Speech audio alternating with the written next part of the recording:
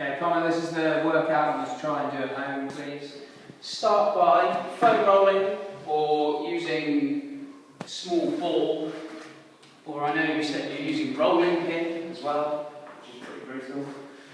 Calves first, one at a time, one foot on top of the other. Try and relax your foot as much as you can, and just do about 30 seconds per calf. Find any tight spots, especially right in the middle of the shin now, and just rest into them and get rid of those. Okay, turn the foot in and out, just to make sure you're covering all bases. Both sides, both calves on that. And then quads, right on front of the quad there. Both sides, and also the front of the hip. Both sides. Make sure that the bottom leg is relaxed and you're not kind of tensing it like that, because then you aren't foam rolling, you're just rolling over a tense muscle. Really relax into it. Okay, front of the hips, both sides, glutes, either on a foam roller or ideally on a ball. I'll show you how to do it on a foam roller. One leg up and you're getting right into the glutes there. Relax this leg as much as you can. Okay, going up towards the lower back. If you're going to use a ball, which I recommend for you, just sit on the ball, find any tight spots, and you're kind of going to floss back and forth with the leg. So you'll rotate it inwards, relax it that way.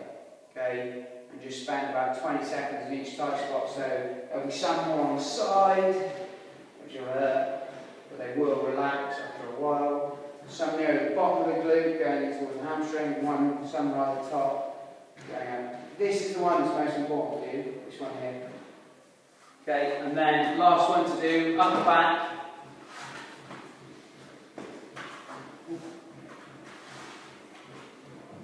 Head in hands. Make sure you've got a bit of tension in the abs, so you're not just using the lower back like that. So brace the abs a bit, relax back. Okay, rolling. This one will be quite good with the rolling pin, but it will be pretty awful as well. Relax back. Okay, 30 to 60 seconds on that. Okay, a couple of stretches, 3 stretches actually. Calves or ankles. Come over here. Start with the toe close to the wall. If you can touch the knee comfortably with the heel still on the floor, you just need to take it back a bit further. Okay, until you get to the point where the knee's resting on the floor and you can only just keep the heel on the floor. It's about right for me. And then just hold for 30 seconds. Okay, and if you can go a touch further, try.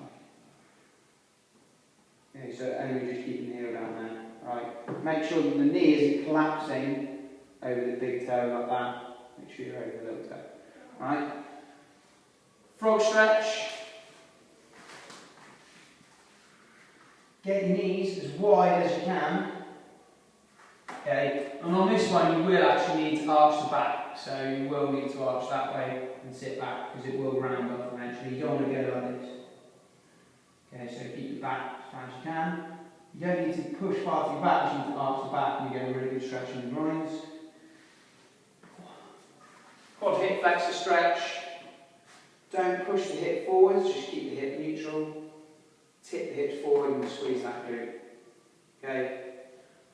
Sorry, there's a fourth one. We've got glute stretch. I showed you this on the massage table previously, where you have your hip up on the surface. Come around here, Tim.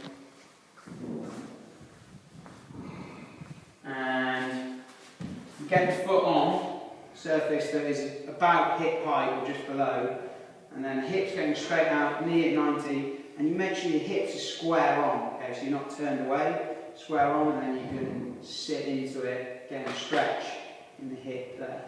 Alright? Okay, after you've done all that, it's going to be a circuit of a few different exercises. The first one is going to be a single leg bridge. And to make it a little bit more difficult, if you do it against some stairs or against a sofa, something that's probably a bit higher than this, about knee height ideally. Get your bum about a foot away from it, 1 foot on, and as I showed you before, you're going to take a breath in, make sure the abs are working.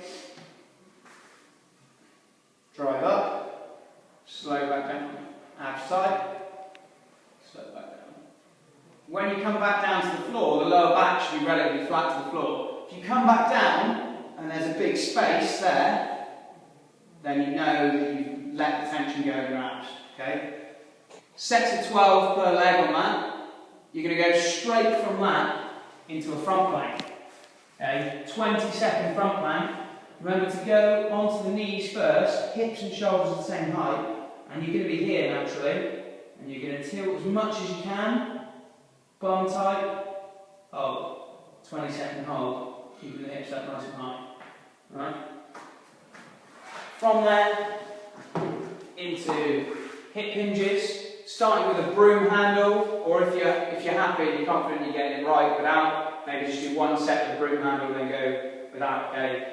With the hand, remember it's touching the head, the upper back and the bum, and you don't want a massive space here, okay, just a little bit of space between the lower back and the stick.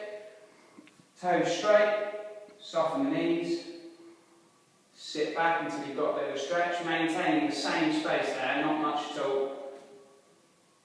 Stand back tall. Don't over finish at the top, because you have a tendency to do this at the top, and overextend using the lower back, okay, just come back to neutral position. So a little squeeze of the bum, neutral position.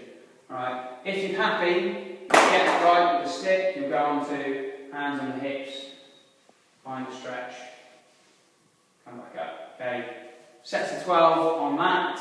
Okay, that'll be your first circuit. Do that 3 times. Once you do that 3 times, you're going to alternate between a side plank on the knee, which was this one. Knee, the bottom leg, the knee is bent back 90 degrees on the elbow, drive the hip up, and I want you to try and keep this other leg the same height as your head. Okay, try not to have any bend here, squeeze the hips forward. Right, starting off 15 seconds per side on that one, and the last exercise, the last circuit is just 2 exercises together, is going to be an elevated stability press up. So we did those stability press ups in your previous session. This time at home, you're just going to do it elevated, because I want you to focus on keeping this tight more than the upper body aspect of it. So you go up and you tilt forward, get those hips tilt forward as much as you can, bum tight. Then you do a press up where the hips and head move together, and you push the hips back up hard. So there's none of this whatsoever. Come back up. Okay, sets of 10 on that.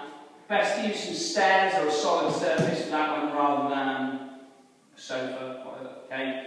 And do that 3 times as well. Hopefully it only take you about half an hour